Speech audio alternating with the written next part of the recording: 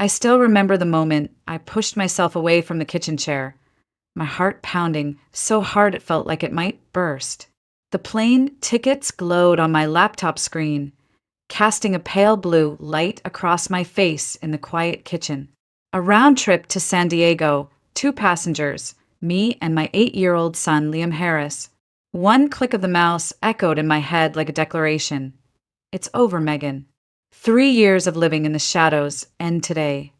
3 years ago, my husband, Andrew Harris, was declared dead in a bizarre accident during a business trip. There was no body, just a hastily written report and a death certificate handed to me with practiced sympathy. I still remember that day like a scar I can't erase, standing in this very kitchen, holding Liam while a trembling colleague said, "He's gone. I'm so sorry." I collapsed on the floor, feeling the world split open and swallow us whole. From that day on, I lived like a ghost. I had once loved Andrew so much I endured his endless work trips, his late-night calls, and the growing coldness in his voice. I told myself he was just busy, that he would change, but instead he disappeared. Suddenly, permanently, or at least that's what I thought. Since that day, I swore to live for Liam. I sold my wedding ring to pay part of our mortgage, took a full-time job at a local bank, and refused to let myself rest. Every spare minute was spent trying to fill the emptiness I saw in my son's eyes. Liam didn't ask about his dad much, but every time he did, it was like a blade twisting inside me. Today, when I bought those tickets to San Diego, I wasn't just buying a vacation.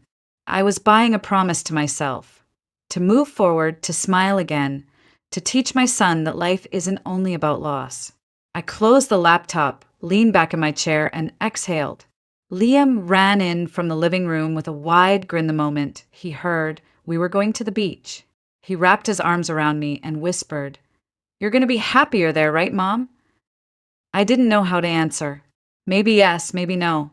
But I knew one thing for sure. This was the beginning of something new for us. There was a time when my life felt like something out of a glossy magazine spread. Andrew Harris wasn't just handsome. He had that kind of effortless charm that made people lean in when he spoke, and that quick wit that made me laugh even on the worst days. I met him when I was 25, a junior loan officer at the bank, still figuring out who I was. He walked in with that confident stride, looking like he owned the room, asking questions about mortgage packages as if he already knew all the answers. By the end of that meeting, I was smitten, and he knew it. We married a year later. At first, it was the kind of marriage people envy: weekend hikes in the Rockies, wine nights under the stars, spontaneous road trips just because we could. Andrew had recently moved into financial brokerage and quickly became one of the rising stars in his firm. I felt proud standing next to him at office parties, his arm draped over my shoulder like we were building something unshakable. And then Liam came along. My sweet boy, our miracle. I thought Andrew would settle down, trade late-night work calls for bedtime stories, choose family dinners over client dinners. Instead, it went the other way. He became even busier, traveling to meet investors and close deals in places I'd never even heard of. There were months when Liam barely saw his dad except in passing, Andrew kissing his forehead at 6 a.m, and me pretending not to hear the front door close at midnight. I tried to talk to him about it, at first gently, then desperately. "Andrew, you're missing his childhood," I said one night, standing in the kitchen with tears I refused to let fall. He wrapped an arm around me, kissed my hair, and promised it was just for a season, that all his long hours were to build us a secure future. I wanted to believe him. God help me, I did believe him, until the day he simply didn't come home. At first, I thought it was just another trip he'd forgotten to mention. Then his phone went straight to voicemail. For 3 days, I told Liam, "Daddy's busy, honey, he'll be home soon," even as dread curled in my stomach like a fist. On the 4th day, the call came. An accident. A snowmobile going through thin ice on a remote river in Idaho, swept away by a current so strong they said divers couldn't recover a body. I remember holding that phone, hearing the words, and feeling my knees give out. My little boy looked up at me with those wide brown eyes, confused as I sat on the kitchen floor, clutching the phone to my chest. I thought about all the missed birthdays, the silent dinners, the lonely nights, and hated myself for still loving him even then. They issued a death certificate a week later, a neatly printed piece of paper, legally binding, sealing my life into a chapter one hadn't agreed to end. I buried an empty urn because there was no body to bury, no closure, just silence. And in that silence, I built walls around my heart, so high that even Liam noticed. "Mommy, why don't you smile anymore?" he asked one night. I smiled anyway, because what else could I do? For 3 years, I convinced myself I was healing, that I was strong. But grief has a way of sticking like glue. You can scrub and scrape, but it clings to your soul. That's why this trip to San Diego wasn't just about beaches and sunshine. It was about breathing again, even if just for a week. I had no idea how quickly those walls I'd built were about to crack. 3 years had a way of changing everything and nothing at all. I learned to wake up without expecting Andrew's voice in the kitchen. I learned to pay bills, fix leaky faucets, and show up at every one of Liam's soccer games without anyone else in the stands for us. I became the woman who smiled politely when people offered condolences, who waved off concerned questions from coworkers, who convinced herself she was fine, even when I wasn't. Denver became quieter in those 3 years. Our friends slowly stopped calling, not out of cruelty, just because life moves on. Mine felt frozen, like winter refusing to thaw. I poured myself into work at the bank, built a routine that left little room for feelings, and clung to Liam like a lifeline. He became my reason for everything. If I felt too tired to get out of bed, I reminded myself, he needs breakfast, he needs school, he needs you to be strong. Liam grew fast, too fast. One day I was teaching him how to tie his shoes, and the next he was telling me which superhero movies I just had to see. And lately, the questions about his dad had started again. Quiet ones whispered at bedtime when he thought I couldn't hear the sadness under his voice. "Mom, do you think Daddy can see me? Or, when I grow up, will I remember what he looked like?" I answered the best I could, but every answer felt like I was erasing Andrew more, replacing him with vague memories and half-truths about a man who worked a lot but loved you very much. The truth was, I hadn't processed any of it. I'd put my grief on a shelf like an old book I didn't want to open. But there are only so many times you can walk past that shelf before the weight starts to crack it. One evening, after putting Liam to bed, I found myself scrolling through vacation packages online. I hadn't been anywhere in years, not since before Andrew's death. At first, it felt wrong, like I was betraying something sacred. But then I looked at Liam's closed bedroom door and thought, he deserves happy memories too. That's how I ended up with 2 tickets to San Diego, 1 hotel room near the beach, and a week blocked off on my work calendar. It felt reckless, like jumping into a cold lake, but also strangely freeing. This wasn't just about sunshine and ocean views. It was about telling myself I was still allowed to live. When I told Liam, his eyes went wide and his mouth fell open like he'd just been given a superpower. "The beach? For real?" he shouted, bouncing on the couch. He wrapped his arms around me so tightly I could barely breathe, whispering, "You're gonna smile more there, right, Mom?" That simple question lodged in my chest like a pebble you can't swallow. I kissed the top of his head and said, "I'll try, honey. I'll really try." That night, I stood by the window, looking out at the city lights of Denver, thinking about how different my life had become. I used to dream about exotic vacations with Andrew, clinking champagne glasses on some European balcony. Now, just booking a simple trip to California felt like climbing Everest. But as I packed Liam's favorite swim trunks and sunscreen, a thought crossed my mind I hadn't felt in years. Maybe, just maybe, this is the start of something better. I had no idea then how right and how wrong that thought would be. The morning of our flight, Liam was bouncing through the house like it was Christmas. He dragged his little rolling suitcase behind him, the wheels clattering on the hardwood as he shouted, "San Diego, here we come!" His joy was contagious. For the first time in years, I felt that flutter of excitement I thought I'd buried with Andrew's death certificate. The airport was its usual chaos. People rushing past with coffee cups, security lines snaking forever, the dull hum of tired travelers trying to make their connections. Liam held my hand the entire time, his tiny fingers gripping mine with a mix of excitement and nervousness. We boarded our flight, and as we found our seats, he pressed his face to the window and whispered, "We're really going, Mom. We're really doing this." The flight was full but calm. People settled in, pulling out headphones, books, or neck pillows. I tried to relax, telling myself this trip was about letting go of the past, about new memories. But then I noticed Liam staring down the aisle, his little brow furrowing in confusion. "Mom," he whispered, tugging at my sleeve. "Is that Dad?" My heart stopped. I turned my head slowly, afraid of what I'd see. A man, maybe 2 rows ahead, sat sideways in his seat, talking to a young blonde woman beside him. He wore a wide-brimmed hat that shadowed most of his face and a pair of dark sunglasses. Something about the slope of his shoulders, the way his hands moved as he spoke, it was painfully familiar. I forced a shaky laugh. "Sweetie, no. You must be thinking of someone else." But then he shifted slightly, and my stomach turned to ice. There it was, that small scar under the jawline, barely noticeable unless you knew where to look. A scar I had kissed 100 times in another life. Liam whispered, "Mom, I'm serious. That's Dad." I couldn't breathe.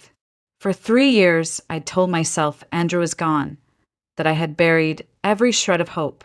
And yet, here I was on a random flight to San Diego, staring at a man who looked exactly like my dead husband, alive and laughing with another woman. I gripped Liam's hand. "It's probably just someone who looks like him. Honey, people can look alike." But my voice trembled, betraying the lie. I turned back to the window, willing my pulse to slow, but every nerve in my body screamed to look again. As the flight took off, I kept stealing glances, memorizing every detail. The way he leaned in to listen to the woman, the casual way his fingers tapped on the armrest, exactly how Andrew used to when he was thinking. I told myself it wasn't possible. That grief was playing tricks on me. But deep down, a whisper echoed in my head. What if it really is him? For the rest of the flight, I sat frozen, my thoughts spiraling between shock and anger and something far more dangerous. Hope. When the wheels touched down and passengers started gathering their bags, I made a choice that surprised even me. I stayed seated, clutching Liam's backpack, waiting for the man to leave first, so I wouldn't have to see his face again. Or maybe because I was too afraid I would see it clearly. But Liam wasn't done. He turned to me, eyes wide, and said, "Mom," he looked right at me. He smiled. And just like that, my entire world tilted.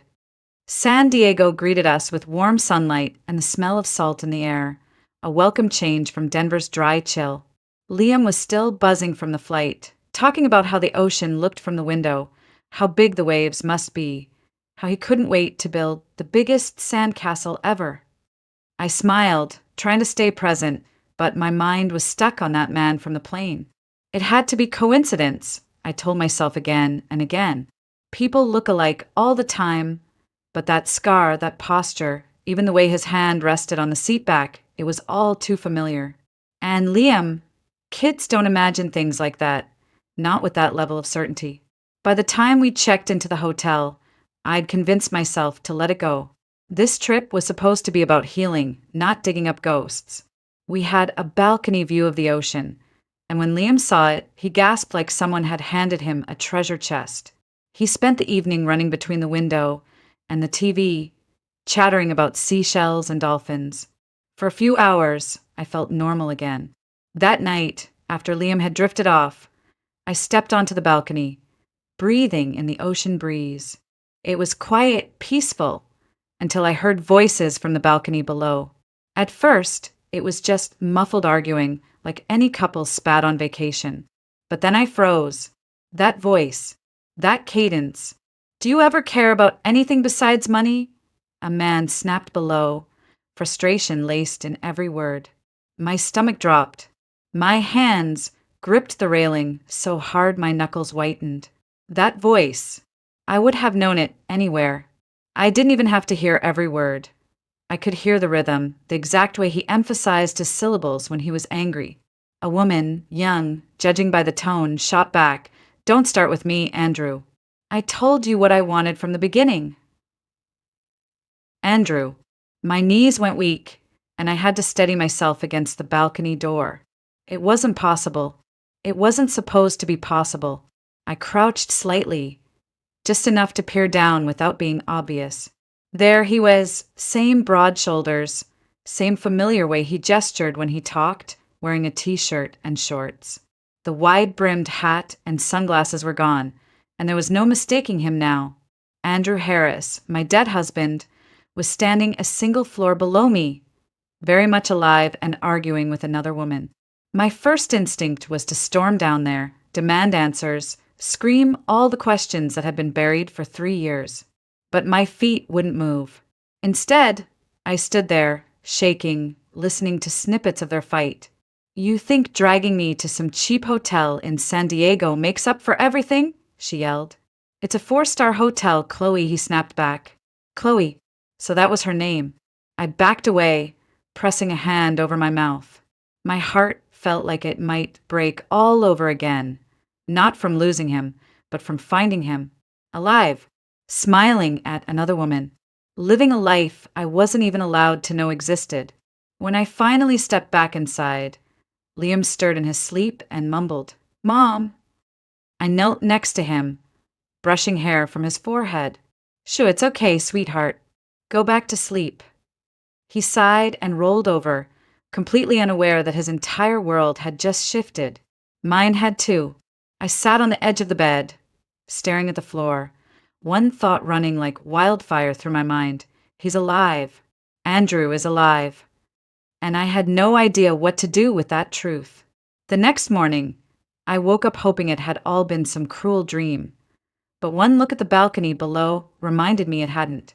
Andrew Harris, my dead husband, was alive, breathing and staying one floor under me with a woman named Chloe. I moved through the day on autopilot, smiling for Liam as we explored the beach, but my chest felt tight, like every breath was borrowed. I told myself I'd focus on Liam and let the rest go, but when night fell and Liam drifted to sleep, curiosity and anger got the better of me. I slipped on my wide sunglasses, tied my hair back, and walked down to the hotel bar. The place was quiet, lit with soft amber lamps and the hum of a small jazz trio in the corner. And there he was, sitting alone at the bar, a drink in hand, looking tired and older but unmistakably Andrew. He didn't see me. He was too busy staring at the glass like it held all the answers he'd been chasing. My legs moved before I could think. I sat 2 seats away, trying to keep my voice low and casual. "Rough night." He looked up, startled, then gave me a weary half-smile. "You could say that." His voice, God, that voice, rolled over me like a wave. "Want to talk about it?"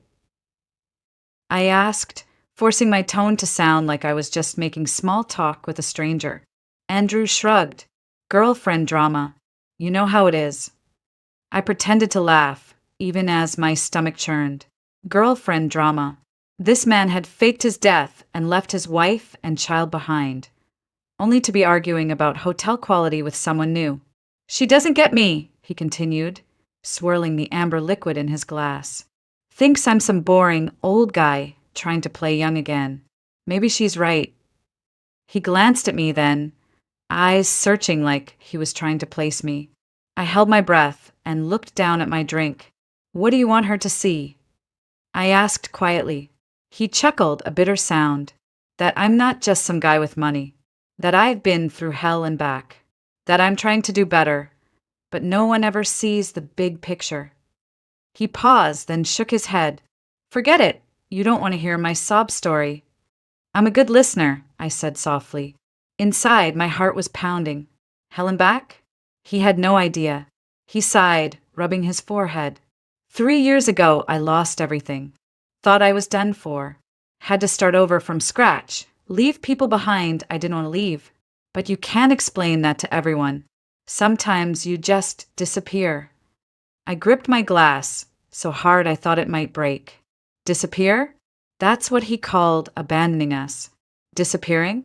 I wanted to scream, to tell him who I was, to drag him upstairs to see his son sleeping in blissful ignorance.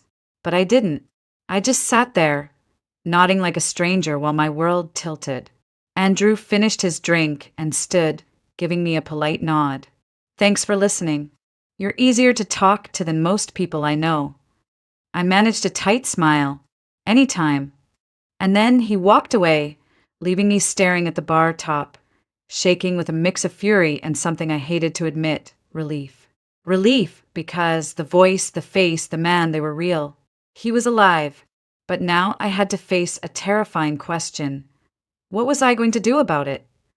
The following afternoon should have been perfect. The sun was warm but not blistering. The breeze carried that salty smell that always made me feel like life could start over, and Liam was happily building what he called the strongest sandcastle in California. I sat on a striped towel nearby, watching him dig and shape towers while sipping from a bottle of water. For the first time in days, I almost forgot about Andrew almost. Then I heard a woman shouting. I turned instinctively, scanning the crowded beach until I saw her. Chloe, the young woman from the balcony. She was kneeling beside someone sprawled in the sand. My heart froze. It was him. Andrew was lying on his side, pale and unnaturally still.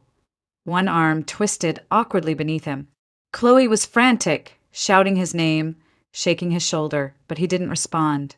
For one split second, I considered staying where I was. After all, he wasn't my problem anymore. But then I saw Liam watching, wide-eyed, gripping his sand shovel like a lifeline. Mom, is that? I didn't let him finish. Stay here, sweetheart. I called, already running. When I reached Andrew, his breathing was shallow, his pulse faint but present. Years ago, I'd taken a CPR course for work. Muscle memory kicked in. I rolled him carefully onto his back, tilting his head to clear his airway. He's breathing, I said, more to myself than to Chloe, who was still sobbing. Probably heat stroke or dehydration. I shaded his face with my towel and barked, Go! Get someone from the hotel or call 911. Chloe nodded and sprinted off. It was surreal, kneeling there on the sand, holding the wrist of the man who had faked his death and shattered my life. Part of me wanted to let go, to stand up and walk away. But I didn't, because even after everything, there was still this reflex inside me to save him. Andrew stirred, eyelids fluttering. He groaned, his voice low and disoriented. Megan. I froze. He had recognized me. Yes, I said quietly. It's me. His eyes opened fully, confusion flooding his face as he focused on me.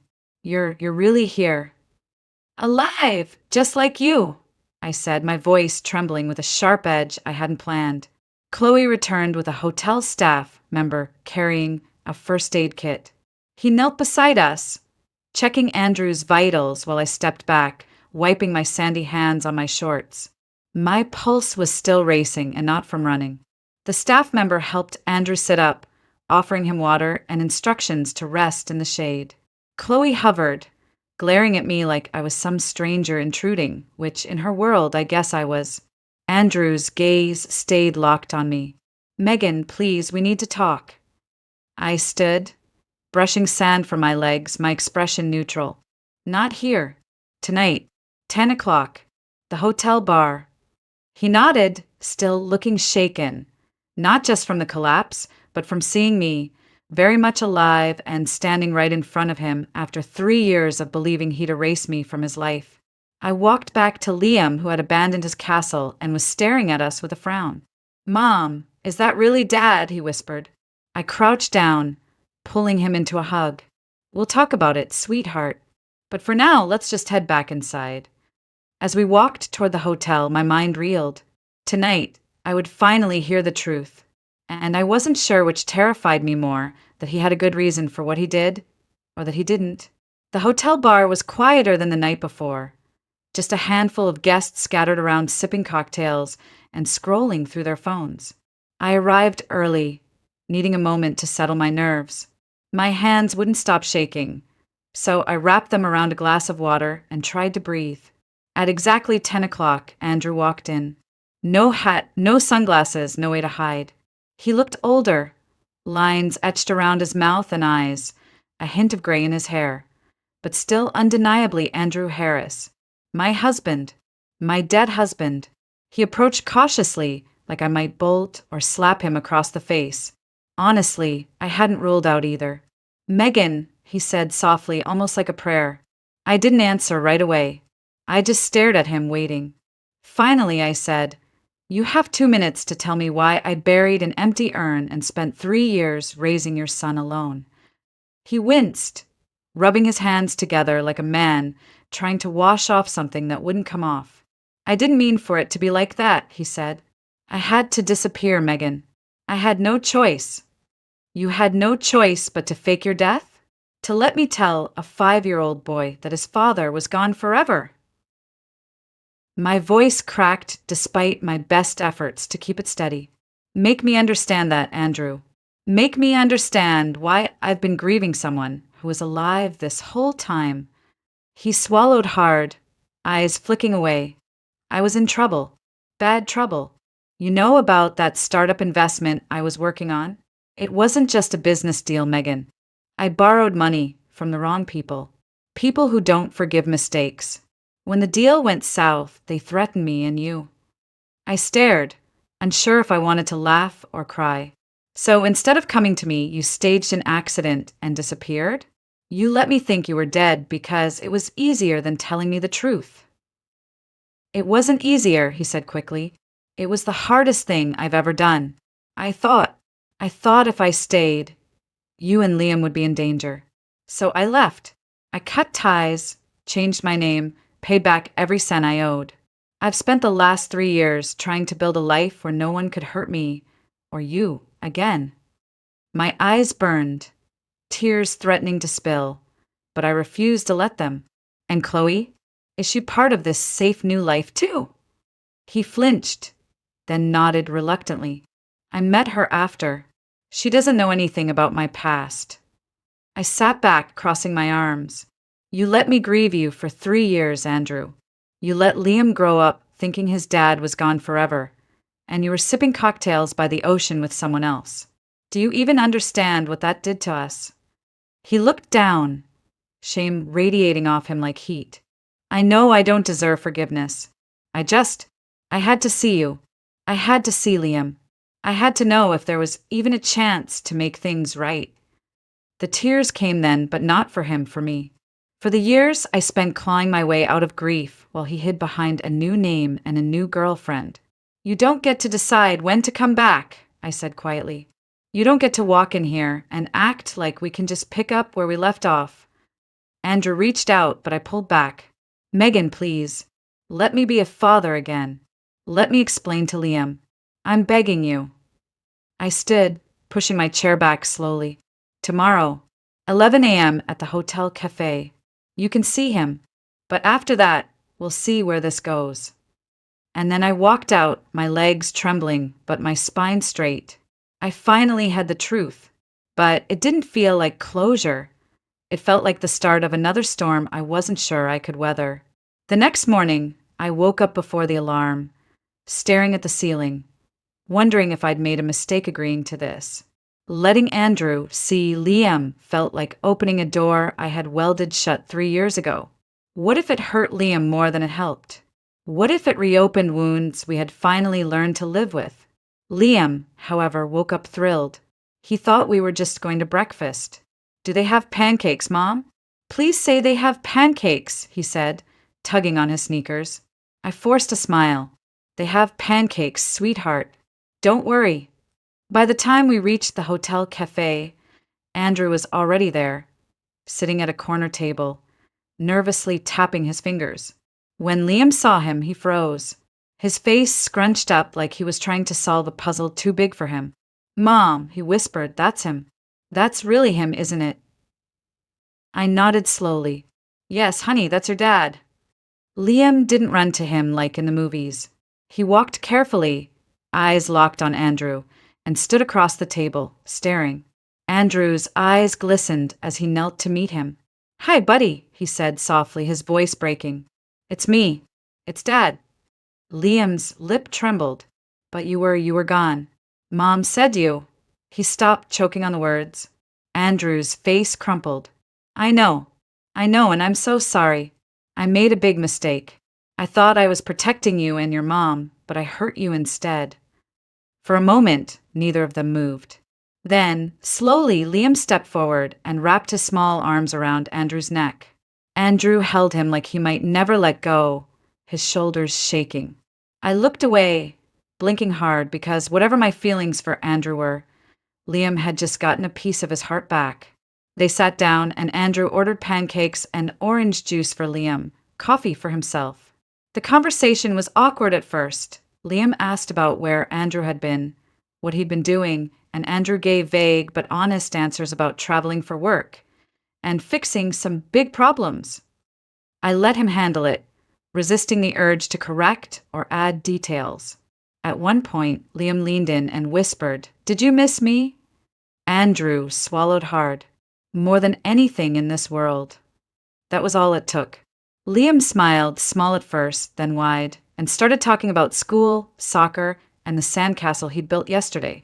Andrew listened like every word was gold, nodding, laughing at the right moments, his eyes drinking in every expression on our son's face.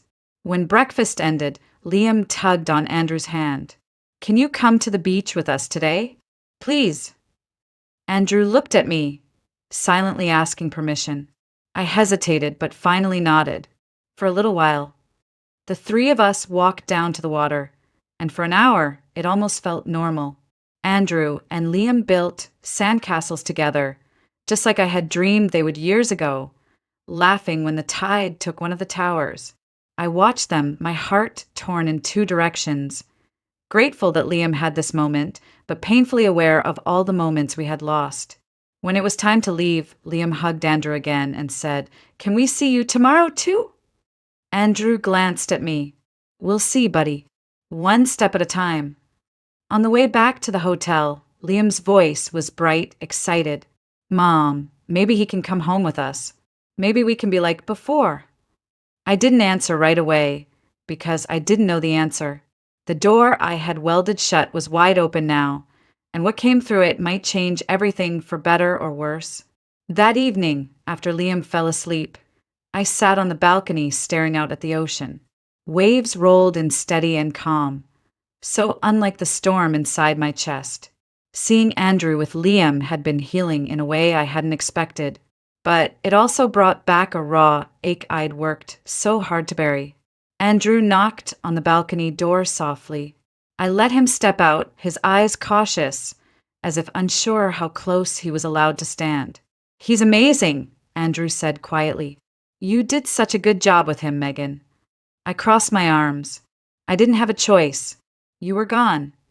He nodded, guilt etched deep on his face. "I know, and I'm sorry.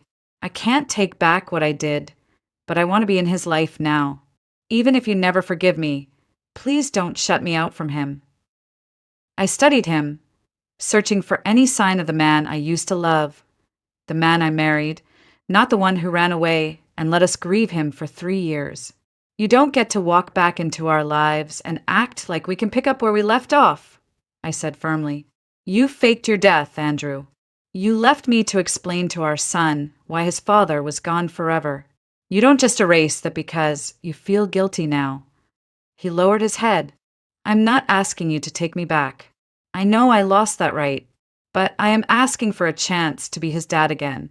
I'll do whatever it takes. I'll move slowly. I'll respect your boundaries. Just please, Megan, don't keep me out of his life. For a long moment, all I could hear was the sound of the waves. Part of me wanted to tell him to disappear again and never come back. But I couldn't ignore the look on Liam's face when he hugged his dad that morning, or the way he laughed on the beach like he hadn't in years. You can be in his life, I said finally, but on my terms. You'll call before you visit, no surprise drop-ins, no disappearing again. And if you ever lie to him again, about anything, we're done. Permanently. Relief washed over Andrew's face. Thank you. I promise, Megan, I won't screw this up again. I turned back to the ocean, my voice steady now. Good, because I'm not the same woman you left behind. I built a life without you, and I'm proud of it. I don't need you, Andrew. Liam doesn't need you to be perfect. He just needs you to be honest. Andrew nodded, blinking quickly. You're stronger than I remember. I had to be, I said softly. You made sure of that. He left quietly after that, and I stayed on the balcony, letting the salty breeze dry the tears I didn't even realize had fallen. This wasn't the fairy tale reunion Liam might have hoped for, but it was honest. And honesty was something I could build on, even if it was just me and Liam moving forward, with Andrew playing a small, carefully monitored role in our lives. When I finally went to bed, Liam stirred and murmured in his sleep, Mom, we're happy, right? I brushed the hair from his forehead and whispered, Yes, sweetheart. We're happy and we're going to be okay. For the first time in 3 years, I believed it.